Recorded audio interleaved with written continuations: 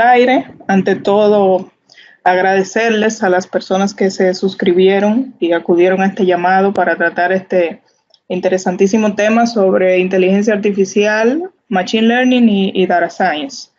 Para mí, como siempre, es más que un honor poder servir de canal para que la comunidad que tenga que ver con el tema de los datos de habla hispana, especialmente para nuestro país, República Dominicana, me utilicen y puedan llegar a personas que, como yo, tienen esa inquietud, por así decirlo, por llamarlo de algún modo, sobre la ciencia de datos y todas las áreas inherentes al área de datos.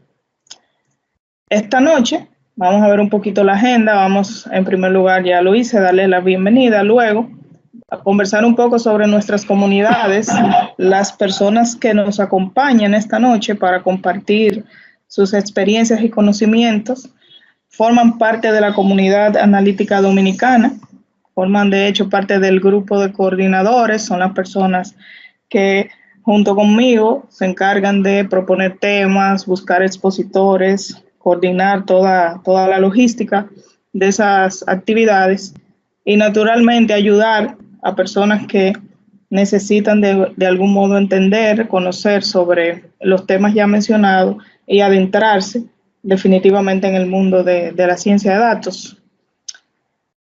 Una de las comunidades que nosotros tenemos es en LinkedIn, se llama Data Science, esta barrita, DR, allí lo pueden encontrar, inmediatamente le dan a agregarse al grupo y lo aceptamos con mil amores.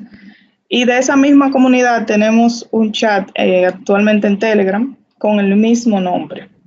Como les comentaba ahorita, dentro de la conferencia tienen una sesión dedicada a las notas, donde les comparto a cada uno de ustedes todos los links de esas comunidades. Finalmente está la comunidad un poquito más orientada al área técnica de base de datos en Facebook y cuyo link les comparto también en el chat. Bien, estos 4 buenos mozos son las personas que esta noche nos van a estar compartiendo, entregándonos un poco sus conocimientos, sus experiencias.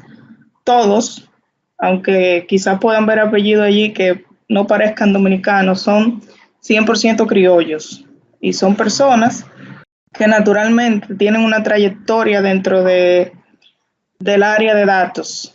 En primer lugar tenemos a Juan, que es del grupo el más jovencito, colega mío, ingeniero de software, graduado de INTEC, tiene muchísima experiencia, así como lo ven, todo jovencito y tal, en temas de machine learning y segmentación de clientes, sistemas de recomendación. En segundo lugar, ahí les comparto además sus redes. Tenemos a TAC, que esta noche nos pide disculpas porque a última hora se le presentó un inconveniente. También muy experimentado, especialmente en la parte que tiene que ver con modelos relacionados al mundo de los clientes, como modelos de abandono, calcular el ciclo de vida de un cliente, etc. Luego está el padre de todos nosotros, Alfonso Tem, que tiene toda una vida ya, estamos hablando desde el 99, son 20 años trabajando empíricamente y con una preparación además muy marcada, orientada al tema de las matemáticas y de la estadística, para el área de datos. Duró toda una vida en una telefónica acá en Dominicana y actualmente se encuentra laborando para una ARS, aparte de que realiza múltiples conferencias en el área y como consultor también pues nos ayuda en esa parte muchísimas veces. Finalmente, Darío Peralta, que es ingeniero también de sistemas, egresado de INTEC, tiene muchísimos años acumulado de experiencia en el área de analítica avanzada, especialmente trabajando con temas de modelos predictivos y al igual que TAC, trabaja muy de cerca o ha tenido experiencias muy cercanas al área de clientes y de servicios. Estas personas, como les comentaba ahorita, son puramente dominicanos y son realmente, lo que puedo decir de ellos es que son muy asequibles al momento de que cualquiera de nosotros tenga una duda, al momento de que cualquiera de nosotros quisiera definir, qué sé yo, una ruta para aprender, para adentrarse en este mundo de la ciencia de datos y demás, les aseguro que ahí a través de sus redes o de las comunidades ya mencionadas se pueden acercar a ellos y serán siempre bien recibidos. ¿De acuerdo? Vamos a hablar un poquito sobre la dinámica, el foro, como así lo llamamos. Básicamente la idea es que no me dejen a mí hablando sola, sino que todas las dudas que ustedes tengan con relación al área, como bien dice perfectamente, despejando mitos, ustedes lo escriban en el chat, pidan la palabra, puedan de hecho conversarnos sobre experiencias que hayan tenido y con la ayuda de estos expertos perfectamente pudiéramos responder esas preguntas. Yo sé que una de las dudas más grandes que tenemos nosotros es precisamente cuando hablamos del tema, saber cuál es la diferencia entre estas tres grandes ramas. Cuando se habla de inteligencia artificial, estoy hablando de machine learning. Cuando hablo de machine learning, me refiero a data science. Entonces me gustaría, le voy a ceder la palabra en primer lugar a Alfonso para que nos dé un poquito de luz desde su perspectiva sobre estos tres grandes temas. Muchas gracias. La verdad que una responsabilidad muy grande para mí, que no soy un practicante 100% de lo que es inteligencia artificial, pero que sí, por la trayectoria que tengo, por lo menos he ganado un poco de experiencia en todo lo que es el aprendizaje estadístico o asistido por los datos. Y también, desde hace 4 años que estoy trabajando aquí como humano, estoy expuesto a varios proyectos internos de la organización que sí contemplan la utilización de motores de inteligencia y soluciones de inteligencia artificial, y de alguna forma ese acercamiento a través de los proveedores que tenemos pues me ha permitido estar más de cerca en este mundo.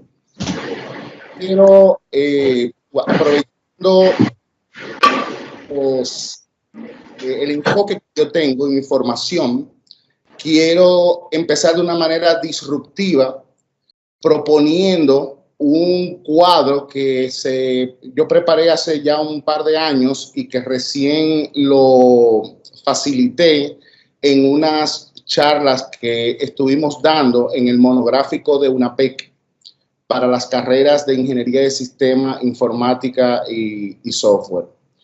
En esa charla introductoria, yo presenté un cuadro que les voy a compartir dentro de poco, cuyo título tiene El aprendizaje en la era digital. El aprendizaje en la era digital, y como subtítulo tiene Aumentando las capacidades del ser humano.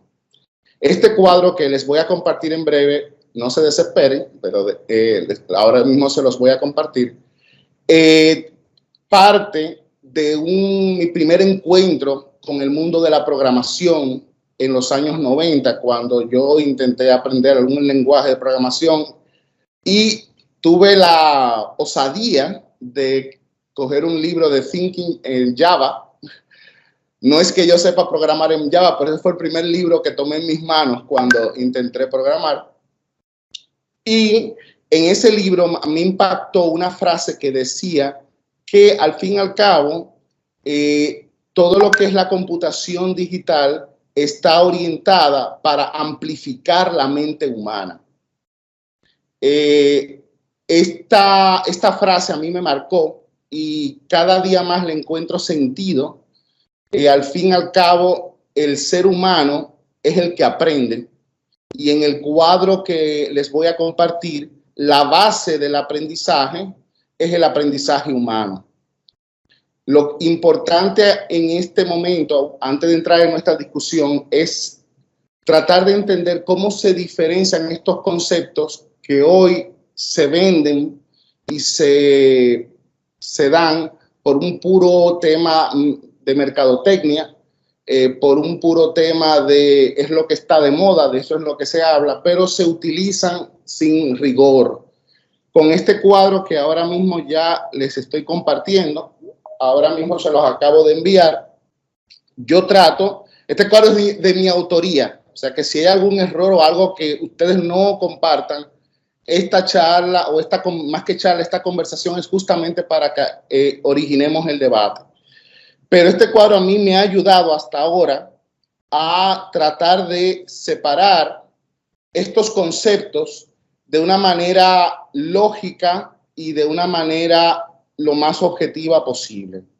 Si ustedes, no sé si pueden visualizar la imagen que les compartí, está en inglés, pero entiendo que es un inglés que es fácil de comprender. Lo vemos perfectamente, Alfonso. Perfecto, pues entonces el cuadro lo voy a explicar desde abajo hacia arriba, desde la capa más baja que dice aprendizaje humano hacia la capa superior que habla de inteligencia artificial fuerte o generalizada. Fíjense que los criterios que se están poniendo aquí para diferenciar un tipo de aprendizaje del otro es utilizando el criterio de la máquina, los datos, las hipótesis y el humano involucrado como usuario o conductor del proceso. Entonces, aquí vienen los temas.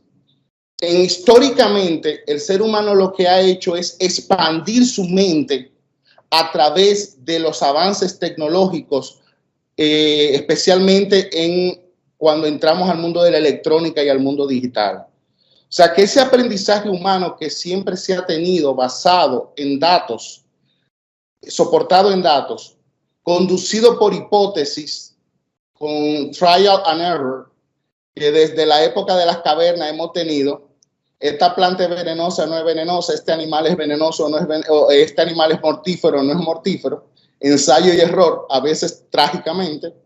Eso lo hemos hecho desde siempre y no necesitamos, o por mucho tiempo no necesitamos la asistencia de ninguna máquina mecánica, análoga o digital que nos facilitara. Aunque nosotros mismos fuimos creando atajos que nos ayudaban a proceder más rápido, como el ábaco y todas las cosas que hicimos en el camino a lo largo de los siglos.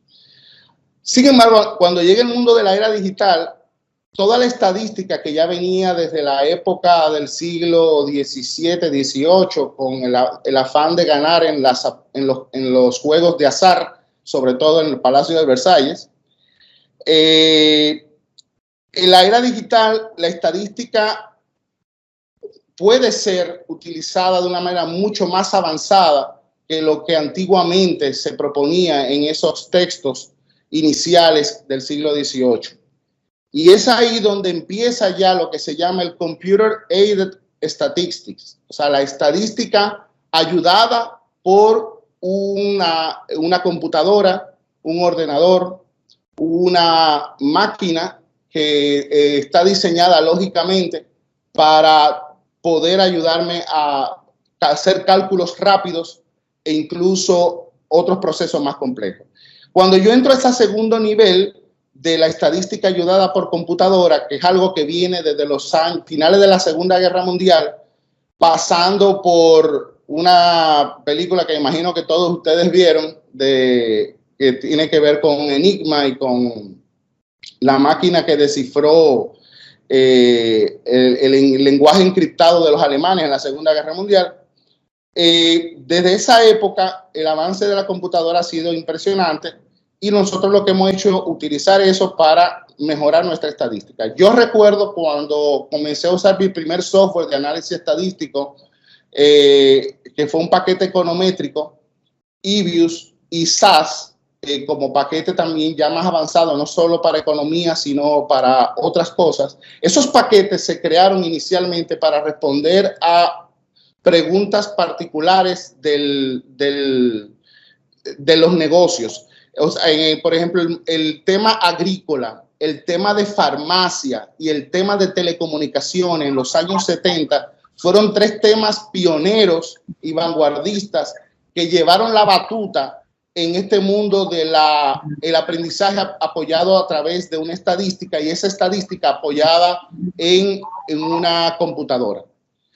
En ese nivel, fíjense que estamos diciendo que el aprendizaje sigue siendo humano, el humano es el que conduce el aprendizaje y utiliza las hipótesis para conducir ese aprendizaje, se soporta de los datos, pero se añade un elemento nuevo. Además de soportarse de los datos, se soporta de una máquina que le permite hacer cálculos violentos que nuestro cerebro no tiene la capacidad por sí sola de hacerlo. Fruto de este primer impulso de los años 70, ya en los 80 y en los 90, esos software comenzaron a producir muchísimas soluciones que luego fueron comercializadas y enlatadas. Y ahí nació, pues SPSS también viene de esa época, y una serie de software que me permitían ya hacer lo que se llama un aprendizaje estadístico.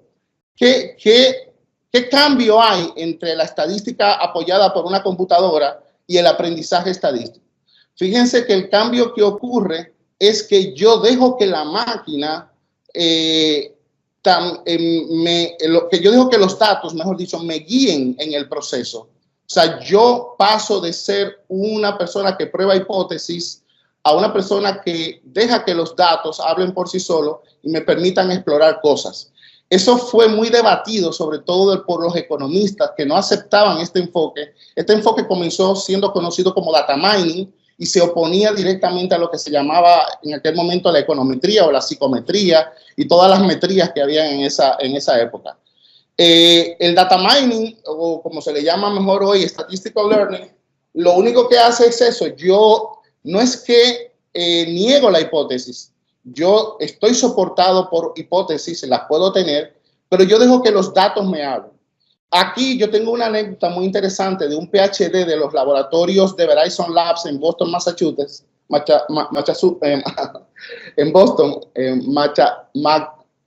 bueno, se me torció ahí el tema. Este personaje que yo lo conocí se llamaba Jim Drew, que fue mi primer profesor de Survival Analysis. Este señor maratonista, él decía, a pesar de tener un PhD en estadística, él decía que él dejaba que los algoritmos le sugirieran cosas para luego él ver si las hipótesis que él tenía iban encaminadas. Entonces, el statistical learning o data mining, que es una aplicación de eso, lo que me permite es justamente eso, dejar que los datos me guíen la hipótesis. ¿Qué hace el machine learning? El machine learning lleva esto a otro nivel y dice, oye, mira, no solamente voy a ser guiado por los datos, sino que yo voy a dejar que sea la máquina misma, una serie de algoritmos que están corriendo detrás de ella, especializados en el buscar conocimiento, especializado en buscar patrones, especializado en explorar y encontrar conglomerados de objetos. Voy a dejar que sean ellos también los que me guíen, no solamente los datos. O sea que el machine learning lo que hace es que se inclina más la balanza o el péndulo hacia el lado de la máquina, y eso, si ustedes se fijan, es lo que está sucediendo en cada capa, que el ser humano le va cediendo más poder a la máquina, pero él siempre sigue siendo el jinete encima del caballo. Y eso es un tema que vamos a tener que discutir seriamente. Siguiendo con el próximo nivel, es lo que llamamos inteligencia artificial débil o machine learning empotrado o inteligencia aumentada. Y en este nivel lo que sucede es que el humano pasa de ser el conductor, el que guía, el que traza la pauta, a ser sencillamente un usuario. Aquí en este nivel, según este cuadro que le estoy presentando, obviamente esto es discutible, acuérdense que este cuadro es de mi autoría, pero un cuadro que puede ayudar para una discusión. En este cuadro, en este nivel, lo que está sucediendo es que esos algoritmos de machine learning yo he logrado empotrarlos, incrustarlos, embeberlos en devices o máquinas que toman decisión. Sin embargo, esas máquinas que toman decisión apoyada en esos algoritmos, lamentablemente no tienen la capacidad de tomar decisiones generalizadas, sino que solamente toman aquellas decisiones para las cuales ellas lograron aprender una solución. Y por tanto, pues tienen esa limitación y no conocen nada de semántica, no saben ellas mismas por sí solas hacer una abstracción de un concepto, y por tanto nada más nos sirven para responder preguntas ya hasta cierto punto preprogramadas, quizá no con programación explícita, pero sí con programación aprendida a través de algoritmos de aprendizaje. Y el último nivel, que es el nivel soñado, es el nirvana, donde la hipótesis desaparece de la escena porque ya la máquina tiene la capacidad de generalizar. Y es digo nivel soñado porque hasta donde yo tengo entendido, todavía ese grado de simbolismo en una máquina, no creo que hemos llegado todavía hasta allá. Para mí, AlphaGo y todos los avances que se han hecho todavía están en el nivel de inteligencia artificial leve, y tendríamos que debatirlo, y ustedes a lo mejor conocerán mejor que yo cuáles avances actuales podemos denominarlos como inteligencia artificial fuerte, donde ya la hipótesis, el humano no tiene que apoyarse tanto en ella porque la máquina es capaz de generalizar y ella misma proponer hipótesis. Eso es algo bien arriesgado por el hecho de que si una máquina lograra llegar a ese nivel, ¿hasta qué punto puede mantener la objetividad y demás, y evitar los sesgos? Si nosotros mismos los humanos nos cuesta y nos es tan difícil eliminar nuestros sesgos en la toma de decisión, imagínense, no sé si una máquina lo podrá. Dicen, y es algo que yo opino, que un modelo de juicio basado en juicios o sobre juicios es mejor que el juicio mismo, porque al menos el modelo le quita el sesgo que tienen los juicios subjetivos. Una máquina que esté a ese nivel de simbolismo pudiera ser ese modelo que eliminaría el sesgo que hay en nuestro juicio, pero al fin y al cabo esa máquina fue creada por ese ser humano humilde y comenzó haciendo un itinerario de aprendizaje para llevarnos a este nivel. Yo voy a acabar aquí, de hecho no sé si voy a participar más porque me tomé mucho tiempo, pero para mí era muy importante que las discusiones que vamos a tener ahora y los mitos de los que habláramos se apoyaran en un marco teórico, y este es el marco teórico que he querido compartir. Muchas gracias y vamos a seguir con la discusión. No, pasemos con Darío a ver si nos aporta su experiencia, aunque vamos a pedirlo de un modo quizás un poquito más breve para que pasemos a los temas que realmente podemos decir que son mitos dentro de las áreas tratadas. Sí, te escuchamos perfectamente. Sí, se te escucha bien. Excelente, buenas noches de nuevo. Gracias a Elena por coordinar esto.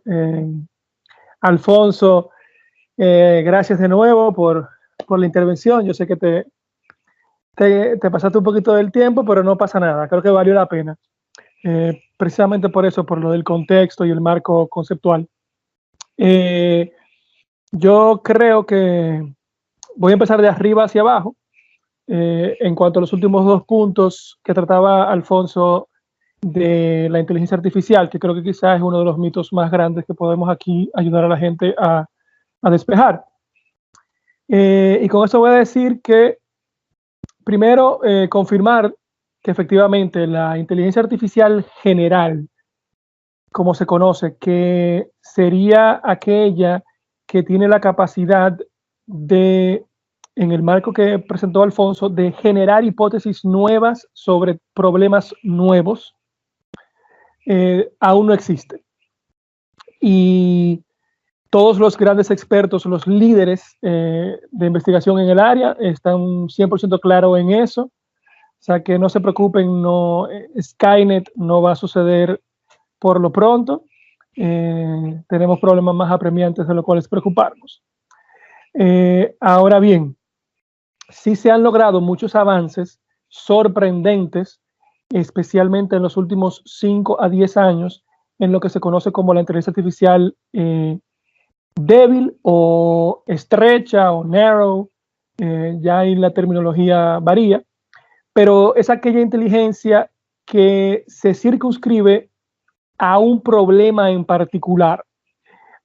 Cuando digo problema, puede ser amplio. Por ejemplo, es muy famoso el tema de AlphaGo, pero creo que es bueno que se entienda que los sistemas como ese son en realidad un conglomerado de varios subsistemas que tienen la capacidad de resolver subproblemas específicos y se componen de la forma en que regularmente por los últimos 50 años se ha compuesto el software, dividiéndose en módulos que tienen responsabilidades específicas y se comunican entre sí siguiendo protocolos bien predeterminados y tienen juntos un fin mayor.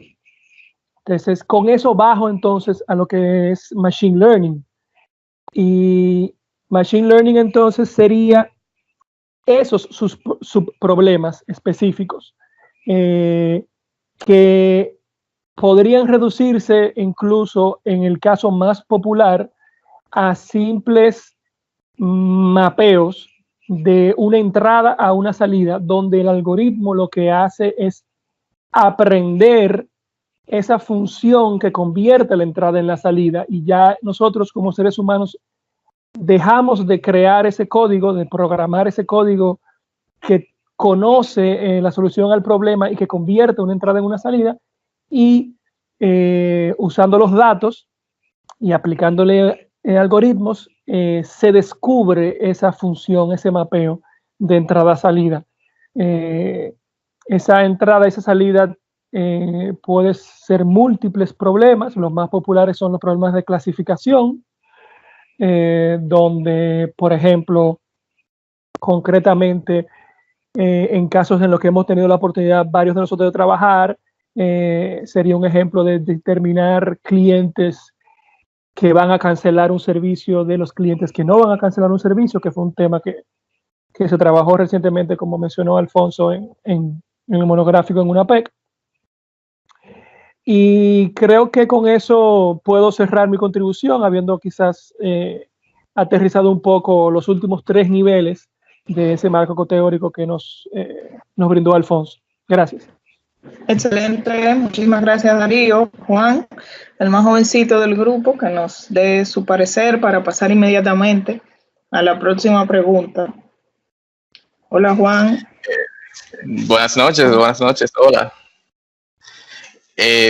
Ya a mi opinión, que todavía no se ha mencionado mucho en las respuestas u opiniones anteriores, fue lo de data science o ciencia de los datos, que se escucha mucho, siempre han escuchado muchos artículos mencionar que es el trabajo más sexy del siglo XXI. ¿Y en qué se diferencia de machine learning e inteligencia artificial? Bueno, porque usualmente la ciencia de los datos busca, los proyectos que se realizan de ciencia de datos buscan más resolver problemas de negocios más aéreos. Por ejemplo, ¿qué hace que mis clientes vengan los viernes y no los lunes? ¿O qué hace que yo venda más los fines de semana?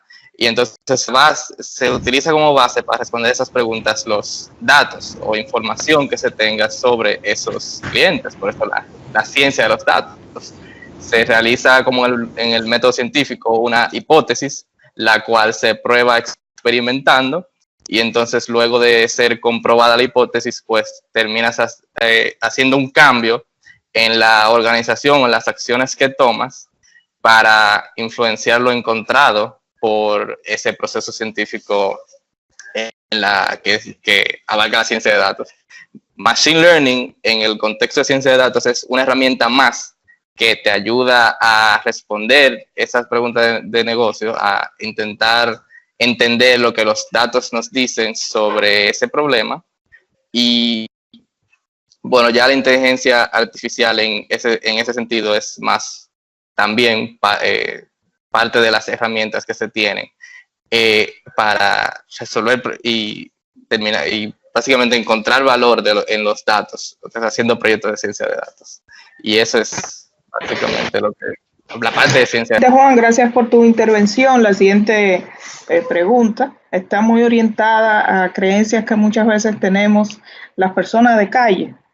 Escuchamos hablar de robots, de sistemas que toman decisiones, entre comillas, de máquinas que suplantan el trabajo del ser humano y ese tipo de comportamientos. Entonces, aquí uno de los grandes mitos del área de inteligencia artificial especialmente es si estas metodologías de trabajo, estos descubrimientos nos van a quitar el trabajo a nosotros como humanos. No sé qué tienen ustedes que decir al respecto.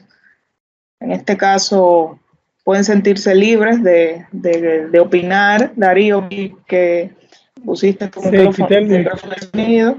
Entonces, me gustaría escucharte al respecto. ¿Qué decías tú en eso? De que la ciencia de datos, la inteligencia artificial terminará sustituyéndonos a nosotros en las labores del día a día.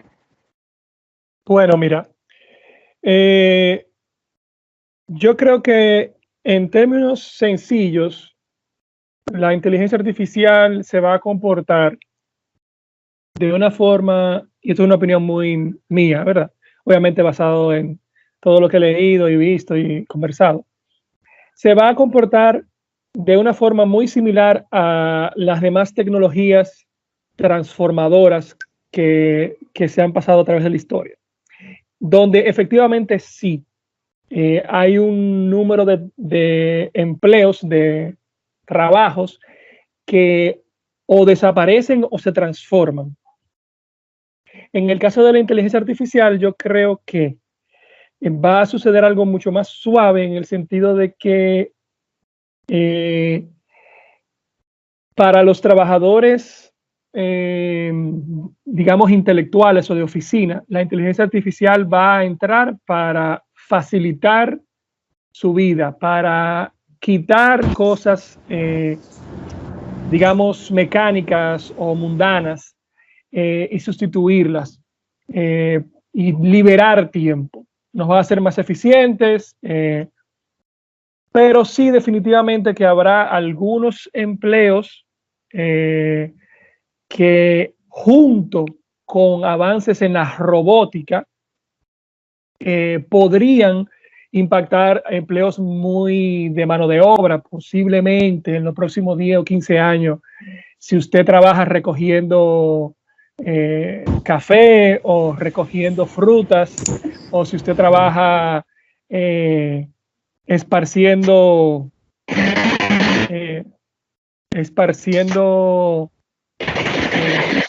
químicos en un campo para matar insectos, posiblemente su trabajo sea reemplazado por algún tipo de maquinaria que tendría empotrada la capacidad de diferenciar la fruta que vale dinero de la hierba que es dañina, por ejemplo. Pero en otros casos, digamos, el radiólogo posiblemente no sea sustituido por un sistema de inteligencia artificial que puede examinar un rayo X y decir si la persona tiene tuberculosis o no, sino más bien sería el radiólogo potenciado en su capacidad de analizar mayor cantidad de pacientes y brindarle su apoyo y mejor enfocado a los pacientes que realmente lo necesitan.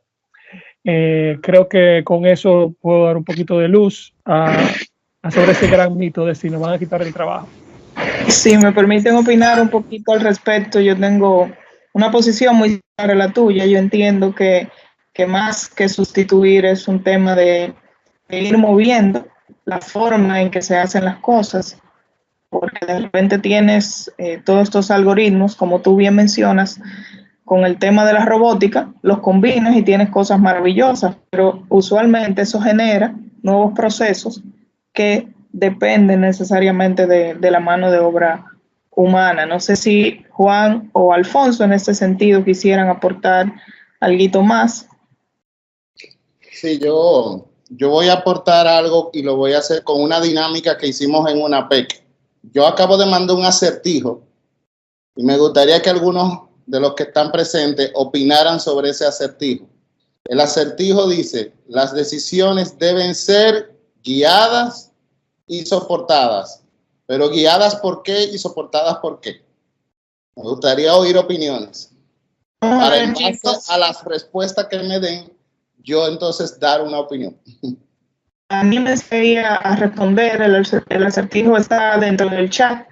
Sí, Sus correcto. respuestas, las decisiones deberían ser guiadas y soportadas. Ajá, Entonces hay una línea ahí. Guiadas por qué y soportadas por qué. Exactamente. ¿Qué deberían guiar las decisiones y qué deberían soportar las decisiones? Aquí Ileana nos dice que deberían ser guiadas por datos y soportadas por el alto mando. Y Randy nos comenta que deben ser guiadas por data y soportadas por el ser humano. Sí, voy a esperar 3 o 4 opiniones más para entonces. Si buscas, podemos ir escuchando la opinión de Juan de manera breve, a ver qué opina él al respecto. No, yo estuve en esa clase, ya yo me sé la respuesta, así que le voy a hacer el spoiler. Ok, Juan nos comenta que debe ser guiada por el humano, sí, exactamente, guiada por el humano y soportada por las máquinas. Yo no voy a opinar, no porque me sepan las respuestas. Bueno, pues en aras a que tenemos el tiempo corto y yo me extralimité, voy a dar mi opinión sobre el acertijo. En mi opinión, las decisiones deben ser guiadas por el valor y soportadas por los datos. Y cuando digo valor, es el valor definido por lo que es valioso para la persona humana.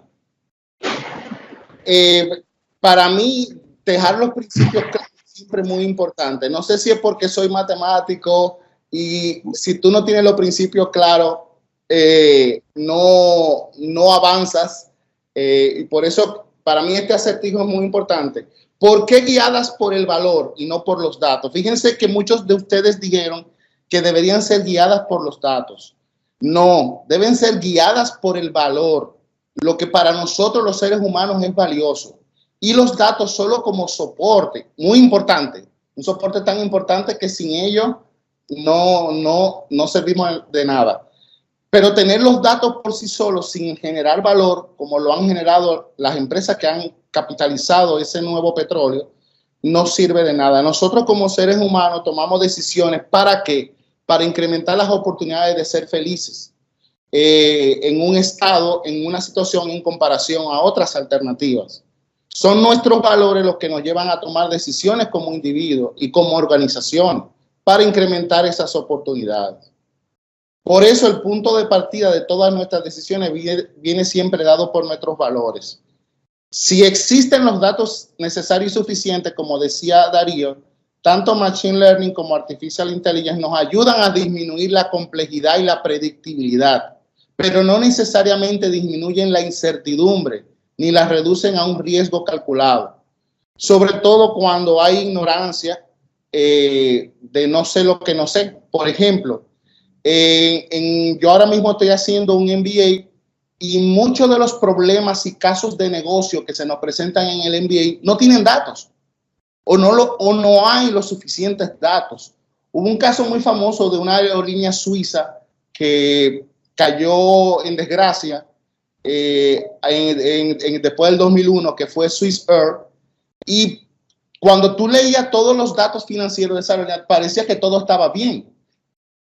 Claro, muchos datos de esos fueron amañados, pero no había forma de encontrar un dato que me ayudara a saber si esa aerolínea estaba mal o estaba bien. Entonces ahí es donde el experto humano, con su sabiduría, o un grupo de expertos humanos con su sabiduría, define criterios de decisión y utiliza aprendizaje, por ejemplo, bayesiano, donde mi criterio es refinado y ponderado en base a los datos de los que dispongo, y a medida que tengo más datos, pues puedo ir afinando mucho mejor. Entonces, yo creo que es muy importante que entendamos bien este concepto, y por eso para mí siempre va a haber una prevalencia del ser humano como el gran tomador de las decisiones. Y en mi opinión, lo que nosotros ahora como seres humanos debemos hacer, en la medida que las máquinas van tomando cada vez más fuerza, es prepararnos más de ser mejores tomadores de decisiones, de estar claro de cuáles son los valores, nuestros valores, no solo digo valores éticos, yo digo valores hasta de lo que realmente importa para una sociedad o para una empresa, puede ser valor económico. Y que al final es el ser humano el que puede interpretar el criterio de valor. Yo todavía no creo que una máquina pueda interpretar lo que es un verdadero criterio de valor, y ahí es donde nosotros marcamos las diferencias. Por eso yo creo que junto con la inteligencia artificial va a haber un crecimiento del humanismo en las profesiones, y yo les insistiría a ustedes que además de formarse en la parte técnica y expertise de todos estos temas, también se fortalezcan en la parte de comunicación, de storytelling, de entender las necesidades del negocio, de hacer las preguntas de negocio correctas, de formular creativamente opciones y alternativas, de determinar criterios que me ayuden a elegir la mejor alternativa, etcétera, etcétera, etcétera. Ahí yo creo que todavía el ser humano es invencible, y voy a dejar por aquí la cosa porque cada vez que hablo como que me extiendo. Eso sucede cuando uno es muy apasionado y disfruta el trabajo que le tocó, y eso puedo dar ese testimonio con relación a tu persona. Chicos, ustedes mencionan mucho el tema de los datos. Usualmente una empresa, un empresario suele tener una creencia, vamos a ver si es falso o no, de si la cantidad de datos puede definir el éxito que yo voy a tener en un proyecto de esta magnitud, siendo los datos la materia prima de la inteligencia artificial, el machine learning y todo este tema de la ciencia de datos. Entonces, en función de eso, reitero mi pregunta, ¿qué tan cierto es que mientras más datos yo tengo, o tengo yo como empresa, mejor va a ser el resultado de mi analítica? Juan, tienes mucho que nos habla, si nos ayuda con esa preguntita. Muy bien, muy bien. La teoría te dice que mientras más ejemplos tú tienes de algo, bueno, pues mejor puedes aprender sobre ese algo. Y uno creería que lo mismo aplicaría en esta área, que mientras más datos tú tienes sobre un problema, pues mejor puedes aprender sobre el problema. Lo que pasa es que se necesita, más que cantidad, se necesita calidad de datos, en el sentido de que todos los columnas variables que representan una entidad deben estar correctas o ciertas, y muchas veces son cosas que parecen obvias, pero en datos reales del mundo real se ven sucias.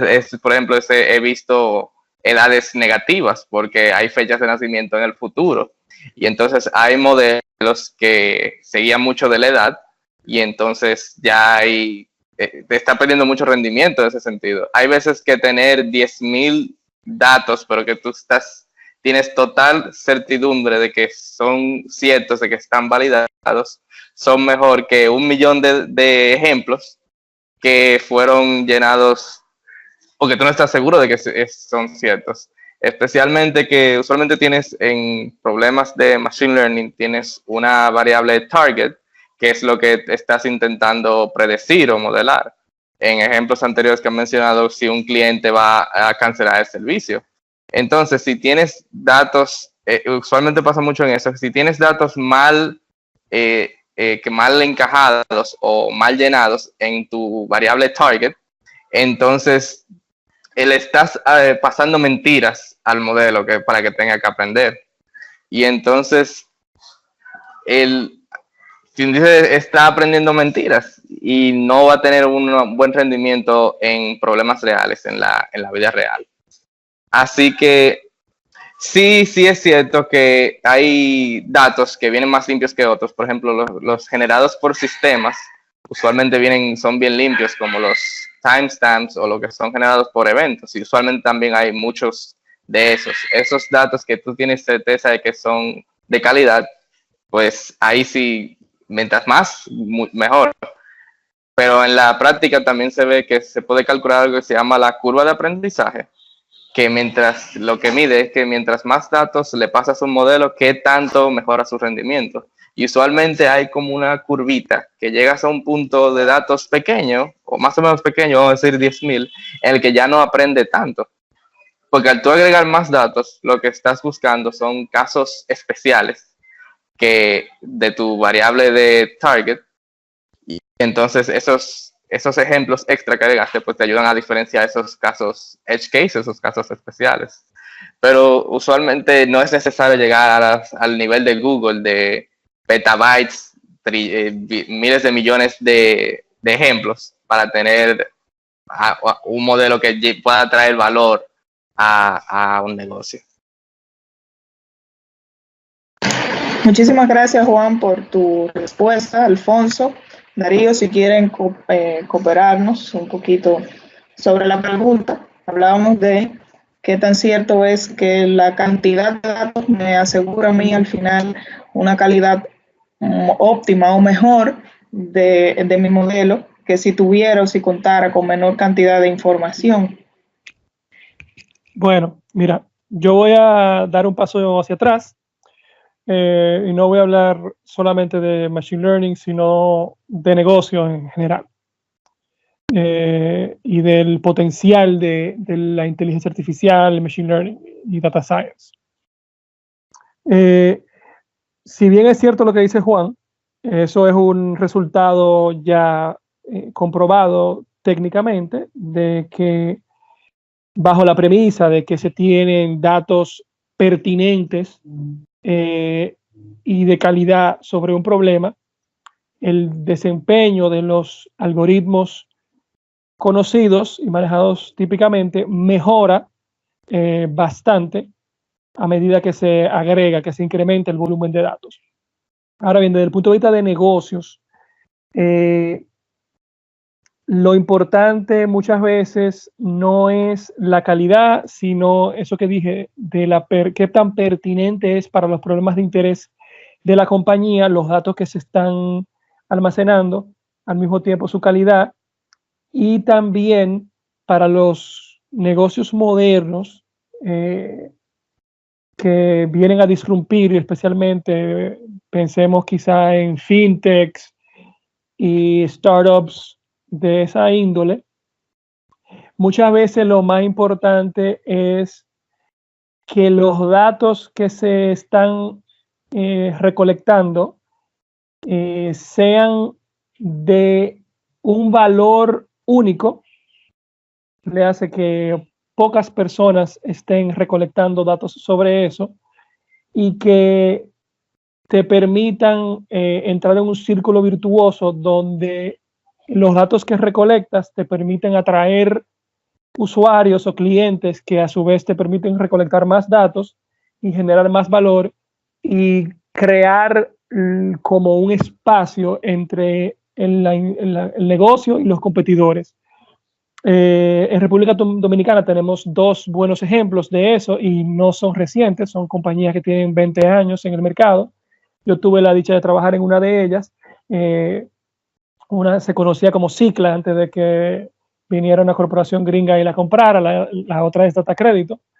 Y uno pensaría que esas compañías como esa no son compañías de Data Science, ni son compañías de inteligencia artificial, pero sí son compañías, a pesar de que efectivamente sí lo son, son compañías que lograron eso que yo dije, lograron capturar una serie de datos que hoy en día es completamente imposible, digamos, o poco factible para un competidor pretender recolectar esa cantidad de datos y competir con ellos. Entonces, por ende, tienen un oligopolio del mercado de información de crédito de República Dominicana y tienen una posición muy defendible. Entonces, y eso no se debe a la cantidad de datos. Eso se debe a la calidad, a la diversidad y al hecho de que generaron ese círculo virtuoso que mencionaba. O sea que por ahí un ejemplo local de la importancia de los datos para generar un negocio, protegerlo y generar valor. Podemos, si alguien gusta, podemos pasar a una pregunta. Si alguien tiene una pregunta, la puede poner en el chat y seguimos la conversación en lo que a Elena se le restaura la conexión. Esto es en vivo. Me parece apropiado. El compañero Mario Guzmán estaba preguntando que si él quiere ser un monstruo en el área de Data Science y Machine Learning, que cuál sería el camino que ustedes como expertos le recomiendan a él. ¿Cuáles son esos recursos que quizás le acorten ese camino de aprendizaje y optimizar todo lo que es el área de educación? Bueno, Juan, yo creo que, y le hablo a Juan Núñez, por si acaso hay otro Juan en el grupo. Creo que Juan es un excelente ejemplo de eso, pero me voy a tomar el atrevimiento de sugerir algo. Primero, una advertencia. Para convertirse en un monstruo en lo que sea, se requiere mucha disciplina y mucho trabajo. Se sepa que es una proposición complicada, independientemente del área que sea, y la área de Machine Learning y Data Science no es una excepción. Ahora bien, en los últimos años, en los últimos 5 años particularmente, la oferta académica disponible a bajo costo y gratis en temas tecnológicos y especialmente de Data Science se ha disparado de una forma increíble realmente. Cuando yo empecé a interesarme por estos temas, no existía Coursera ni nada por el estilo. Los MOOCs me refiero. Y ese son el primer ejemplo y la primera fuente que yo recomendaría. Hay ya varios programas disponibles, muchos de ellos de gran calidad. Yo les recomendaría que elija uno y lo termine. Hay varios, Microsoft tiene uno, Amazon tiene uno, está DataCamp, está Coursera, está Udacity. Hay muchas opciones que están disponibles a bajo costo o gratis y lo que requieren es dedicación y empeño. No garantizan el éxito, no garantizan empleo, pero lo que sí es que si se dedican las horas se va a aprender mucho. Con eso termino. Juan, sí, sí, yo tengo, bueno, saludos Mario, de este lado. Sí, sucede que yo tengo una duda desde el momento que yo descubrí este término de Machine Learning y la ciencia de los datos. ¿Qué pasa? En todos los trabajos que yo he elaborado, existen algo que se llama los analistas de datos. ¿Qué pasa? Estos analistas de datos toman decisiones respecto a resultados de datos.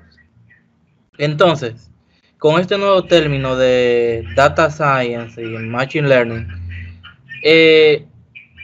para yo ser un experto en esta área, debo de ser un analista ya de datos y estas nuevas herramientas de Machine Learning y inteligencia artificial me darán como un plus para yo poder desenvolverme mejor en mis trabajos de análisis. Bueno, ahí hay otro mito que despejar. La mayoría de los términos y herramientas no son nuevos, son más viejos que yo, y me atrevo a decir que Darío. No sé si Alfonso, pero son bastante antiguos, lo único que con nombres nuevos. Yo lo que sí puedo decir para responder una parte de tu pregunta es que no es necesario que seas un analista anteriormente. Te doy mi ejemplo, que antes de elaborar en el área de Data Science, trabajaba como QA sea tester que hace pruebas en un sitio, y dedicaba una gran parte de mi tiempo libre, como dice Darío, y mucha dedicación a educarme en el área de data science. Y digo cosas como más de 4 horas al día, eso era pegado.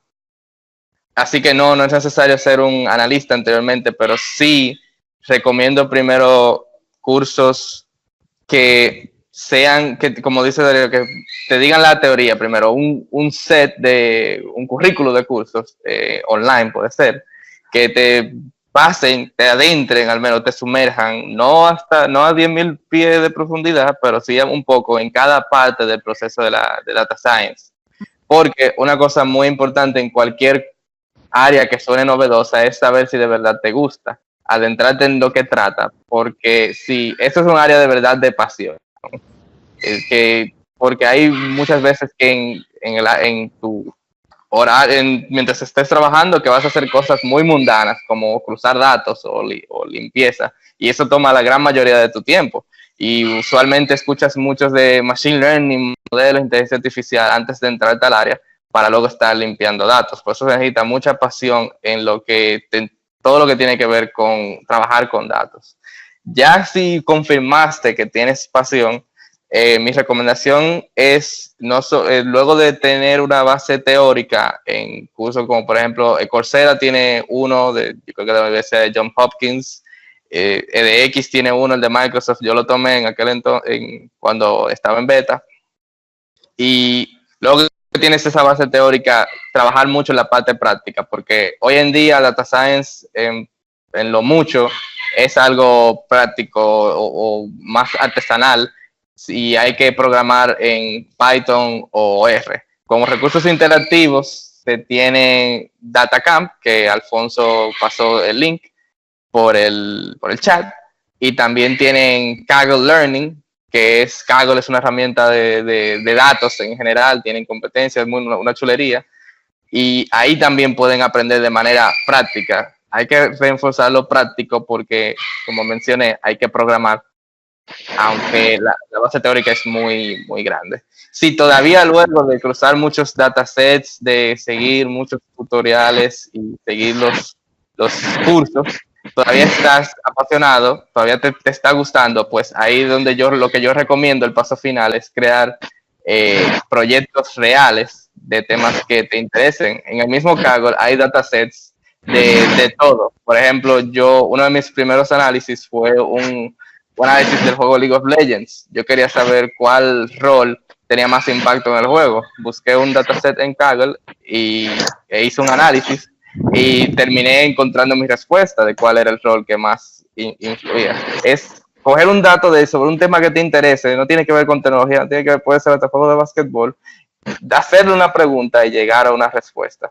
Ahí yo creo que eso fue un gran sentimiento que sí puso mucho fuego a la pasión que todavía tengo por esta área. Ya luego que tienes estos proyectos reales, sí puedes buscar, puedes actualizar y limpiar tu CV y empezar a buscar posiciones por las cuales te paguen por trabajar en datos. Excelente respuesta, muy pragmática y a la vez muy aterrizada. Yo agregaría en esa parte que una de las cosas que les recomiendo a las personas que se acercan a mí cuando desean aprender alguna de las cosas que yo hago es que mantengan el enfoque en una sola fuente de aprendizaje. En Internet tenemos tenemos acceso a mucha información, a muchas fuentes de conocimientos, entonces empezamos con un tema, alguien nos pasa un libro, luego agarramos ese libro sin haber terminado el anterior, vemos videos en YouTube, escuchamos opiniones de terceros y así difícilmente se logra crecer en una disciplina cuando nos queremos especializar. No sé si Alfonso o nuestro amigo Darío quisiera aportar algo al respecto. Yo me perdí un momentito, se me fue completamente el internet, estoy desde el celular. Entonces no sé si ya hablaron, si dieron sus opiniones. Estoy un poco perdida en ese sentido. Sí, yo ya opiné sobre el tema. Kenny, nos está visitando nuestro amigo Kenny. Kenny, si tienes micrófono, para nosotros sería un honor escucharte. Kenny es un científico de datos también, dominicano, dominicanísimo. De hecho, cuando te saluda te dice qué es lo que, y está actualmente trabajando, ejerciendo en el país de Canadá. Está teniendo acercamientos con nosotros como comunidad, así que si tienes micrófono, Kenny, quieres contarnos un poquito sobre tu experiencia, bienvenido. Sí, sí, gracias. Y discúlpeme por meterme. Yo soy un data scientist aquí en Toronto. Tengo ya, creo, casi 10 años fuera del país y tengo los últimos 3 ejerciendo como data scientist. Yo lo que quería decir, quiero darle, o sea, un énfasis muy grande a lo que dice Juan, porque eso es muy importante. La pasión, o sea, no se metan en data science porque, como dice por ahí, no, lo que más paga, lo que sé yo cuánto. Métanse porque ustedes entienden que es algo que les va a gustar. Y la habilidad más importante de estar en esta profesión es preguntar, seguir preguntando por qué. Llegate a esa respuesta, ¿por qué? ¿Qué es lo que está pasando? El why, el how, el what. El por qué, ¿cómo es? El why, el what, el how. Porque eso es lo que te va a llevar, eso es lo que te va a dar la energía de seguir buscando y seguir indagando y seguir tratando de buscar una respuesta. Y a medida que tú vas teniendo esa pasión, haciendo ese tipo de cosas, tú vas a buscar la manera de responder la pregunta. Y así es que uno va aprendiendo. Yo personalmente, mi primera incursión en Data Science fue así, preguntándome, oye, la NBA, ¿qué es lo que está pasando con los minutos? Si hay alguna relación con la gente lesionándose. Y fui de ahí y aprendí cómo a sacar los datos de la NBA, del sitio de la NBA. Aprendí cómo usar Python para tratar de responder preguntas. Y eso me ha llevado bien lejos. Y yo creo que eso es muy importante resaltar lo que Juan dijo. Excelente, Kenny. Muchísimas gracias, un honor de verdad escucharte y conocer un poco de tu experiencia. Alfonso, ¿te nos fuiste? No, estoy aquí. O sea, como he hablado tanto, me he mantenido parco, pero voy mandando algunos tips por el chat. Por el chat. Yo no sé si es por lo mucho que yo te admiro y te quiero como persona, que para mí tú nunca hablas de más, ni mucho. Siempre presta a escuchar. Mi aporte rápido. Primero un saludo a Kenny. La verdad que muy oportuna tu intervención. Qué bueno que te animaste. Mi aporte rápido es el siguiente. Para no abundar en lo que dijo ya Juan y los demás, además de la pasión, yo añadiría que esto es un tema de trabajo en equipo. Esto no es una maratón en solitario. Es muy difícil ser ese unicornio rosado que reúna todas las condiciones que se esperan idealmente de lo que es un data scientist, pero sí un equipo puede reunirlas, porque lo que sucede es que aunque todos tenemos una misma base en el equipo, pero uno es mejor contando la historia, otro es mejor hablando con el negocio y haciendo las preguntas para luego entender la problemática, otro es mejor haciendo la preparación de los datos, otro es mejor trabajando con los algoritmos, incluso diseñando sus propios algoritmos, y así uno va trabajando apoyado en su equipo. Es imposible que todos juguemos primera base, es imposible que todos seamos centro o que todos cojamos rebote. Esto es un trabajo y un deporte de equipo. Entonces, además de la pasión, el acercarte a una comunidad, el trabajar con otros, el hacer cosas conjuntas, el aportar, el acercarte a la gente de negocio, aunque tú no seas de negocio, es importantísimo para este aprendizaje. Ese es mi aporte breve. Perfecto. No sé si alguien más tiene alguna otra preguntita. La idea era precisamente que fuera en modo de foro. Yo hice algunas preguntas ahí para romper el hielo y tratar de animarlos a responder, para si nadie más quiere preguntar algo, si nadie más tiene dudas, entonces ir despidiéndonos. Recuerden que tienen por ahí Les voy a pegar nuevamente las redes, tanto de las comunidades. Acá en Dominicana tenemos una comunidad analítica que tratamos de reunirnos todos los terceros jueves de cada mes, ¿cierto, Alfonso? Corrígeme, por favor. Sí, es cierto. De hecho, mañana tenemos una charla que es una doble tanda en un nuevo local o venue que conseguimos, que es el grupo CSI. El grupo CSI es un grupo que trabaja con documentos y que tiene ahora mismo una alianza con SAS. Creo que es el representante ahora mismo oficial de SAS aquí en el país. Ellos Sí, están ubicados ahí en la calle México. ¿Cómo se llama la extensión? Ese tramo que va desde la Tiradentes hasta la Lincoln. Exacto, entre Tiradentes y Lincoln, casi frente a Farmaconal. Correcto. Ahí, lamentablemente, esta charla la hicimos a través de Eventbrite con un límite de cupo de 25 personas. Pero yo mañana, si veo que faltó a alguien, pues les tiraré para si alguien quiere animarse, pues pueda participar. El tema de los que nada más hay 25 cupos es por un tema de espacio. El local que nos facilitaron no es un local tan amplio como el que teníamos en Microsoft, pero es el que tenemos. Nosotros seguimos buscando opciones, estamos tocando puertas en una PEC para ver si conseguimos una de sus aulas que son bien cómodas y preparadas, y estamos en eso, porque ahora mismo con Microsoft se nos está haciendo muy difícil poder conseguir local. Como dice Elena, nosotros tratamos de tener una charla por lo menos los terceros jueves de cada mes, una al mes. Las charlas son abiertas, cualquiera puede animarse.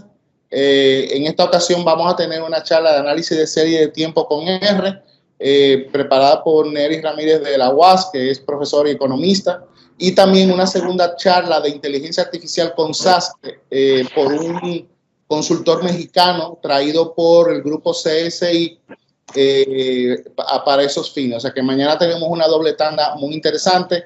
Lástima que no todos puedan ir, pero si hay cupo mañana les digo por si alguien está interesado. Alfonso, Ileana pregunta, no sé si tenemos espacio para otra preguntita. Nos hemos entendido un poco en el tiempo, pero ella desea saber o conocer cuáles son esos conocimientos fuera del área, aparte de la comunicación, que se recomienda tener o mejorar para convertirse en un especialista en la ciencia de datos. Disculpa, yo estaba escribiendo algo porque como estaban hablando, pero si quieren lo puedo decir, o si Alfonso tiene algo ya planeado que decir.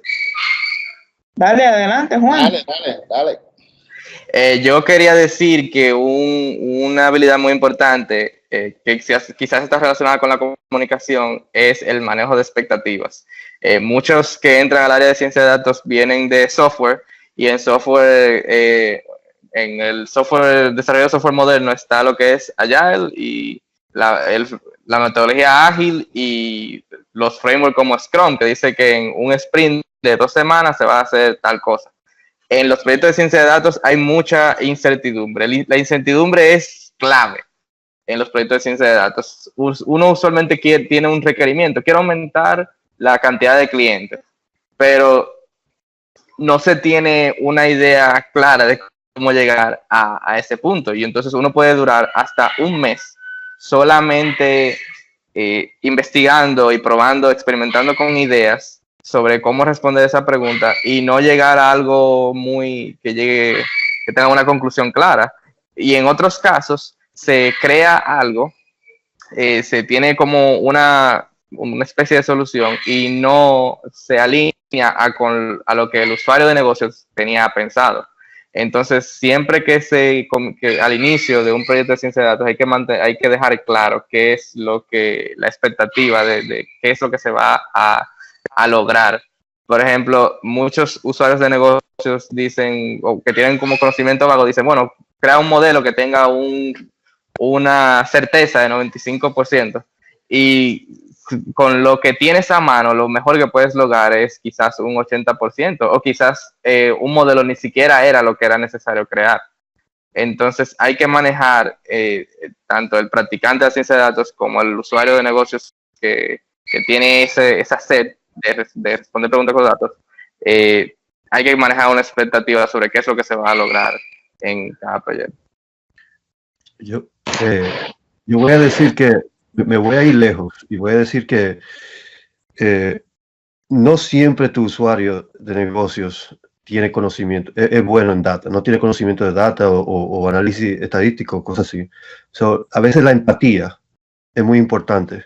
Cuando tú estás lidiando si tú eres un profesional de la data, de data science, tú tienes que tratar de de tener mucha empatía cuando tú estás hablando con la gente del usuario de negocio, porque no es siempre que te toca un usuario de negocio que entiende la data. Y me ha pasado muchas veces que tal vez que uno tiene como una cierta arrogancia de que cree que sabe mejor que otra persona porque entiende una estadística, y a veces uno tiene que echarse para atrás y tener la empatía y entender a la persona, y tal vez muy relacionado a la comunicación también. Darío, Alfonso, buenas noches. ¿quieren agregar? Sí, yo quería decir algo. Reiterar lo que acaba de decir Kenny. Creo que comunicación y empatía, la empatía y la habilidad de comunicación, a pesar de que están relacionadas, no es lo mismo. Lamentablemente, en esos conocimientos de fuera de área, como dice Ileana, ya los recursos son un poquito más escasos. Es mucho más fácil aprender a programar en Python que aprender a, por ejemplo, hacer presentaciones efectivas. Lo que sí quería agregar es combinar esa comunicación y esa empatía para mejorar el poder de convencimiento. Y eso sí son cosas que se pueden mejorar, que se salen completamente del área de data science, pero hay libros, hay técnicas. ¿Y por qué reitero el poder del conocimiento, el poder de convencimiento?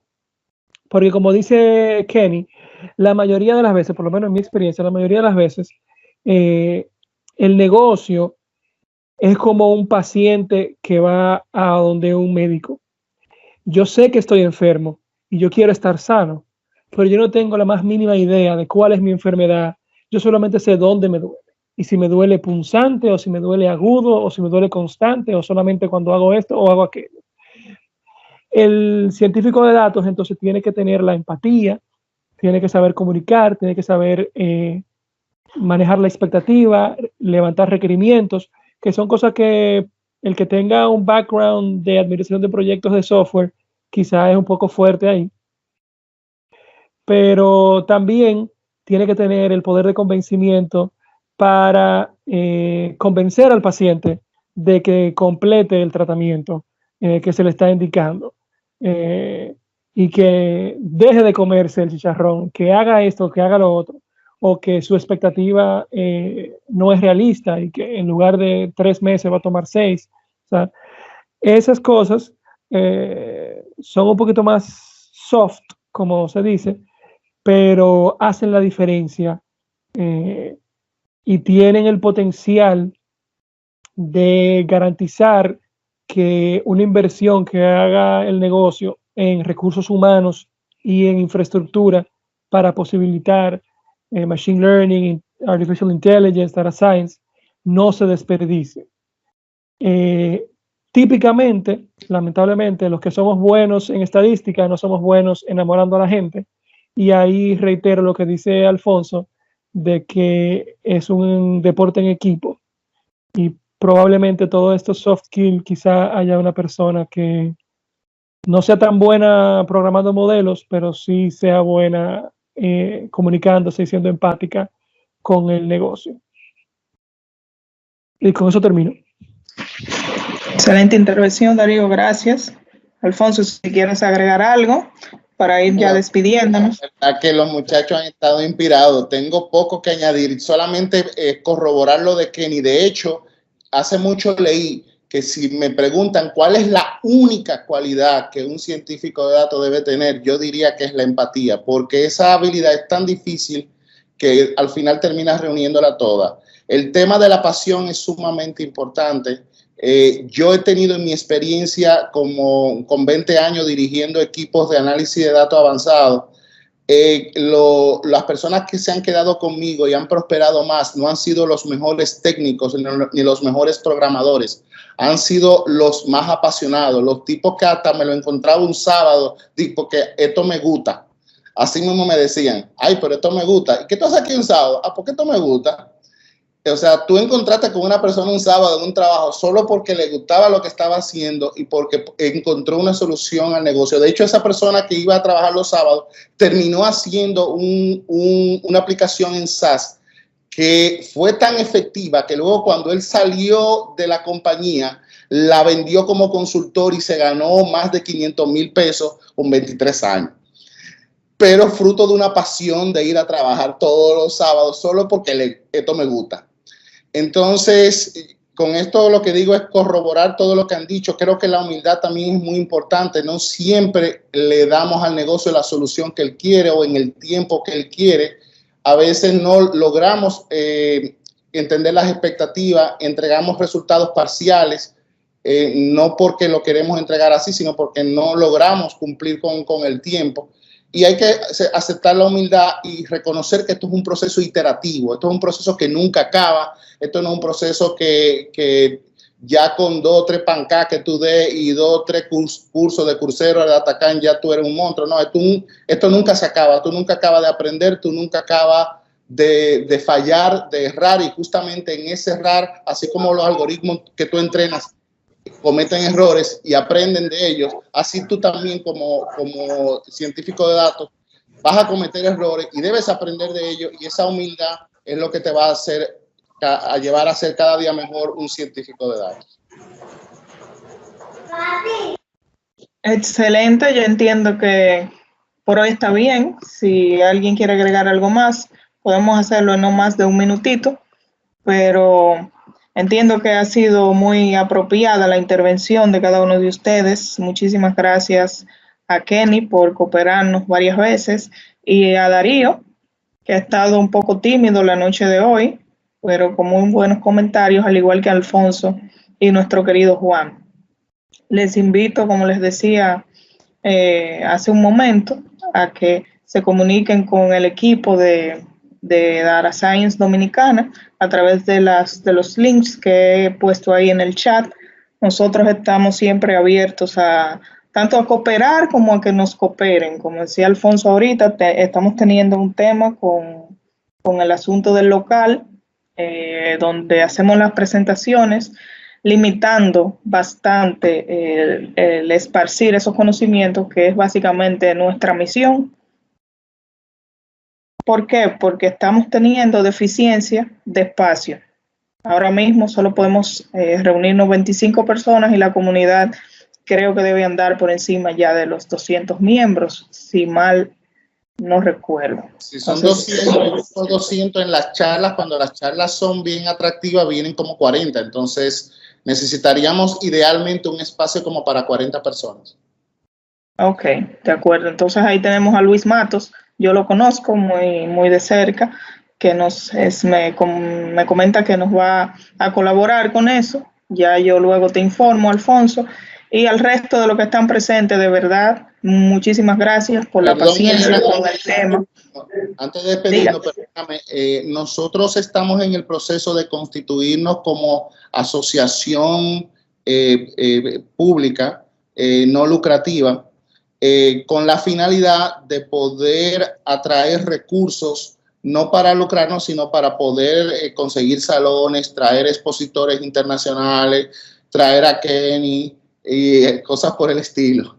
Es importante que ustedes lo sepan porque necesitamos mucho de su apoyo cuando esto suceda, que espero que sea pronto.